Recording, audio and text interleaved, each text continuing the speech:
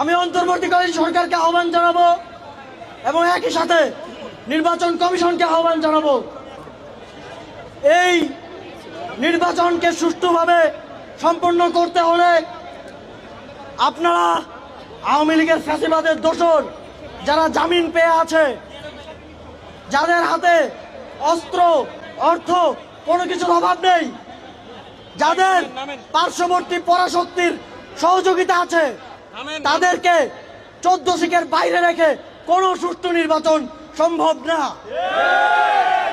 যদি আপনাদের সুষ্ঠু নির্বাচন আয়োজন করার সদিচ্ছা থাকে তাহলে অবশ্যই এসব সন্ত্রাসীদের, আওয়ামী লীগের যতজন জামিন পেয়েছে হত্যা মামলার সকল সন্ত্রাসীদের চিহ্নিত করে করে আবার 14 শিখের ভিতরে পড়তে হবে। আমরা সরকারকে আহ্বান জানাতে চাই,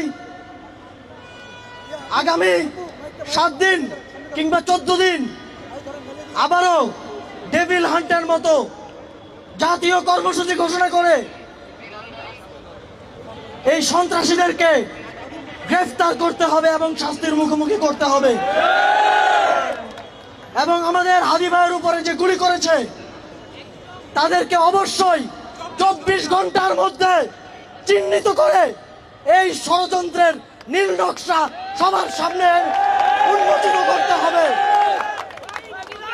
যদি আপনারা এটা করতে সফল না হন তাহলে আমরা মনে করব এই নির্বাচন আয়োজনের কোনো সক্ষমতা এই সরকারের এবং এই নির্বাচন কমিশনের নেই।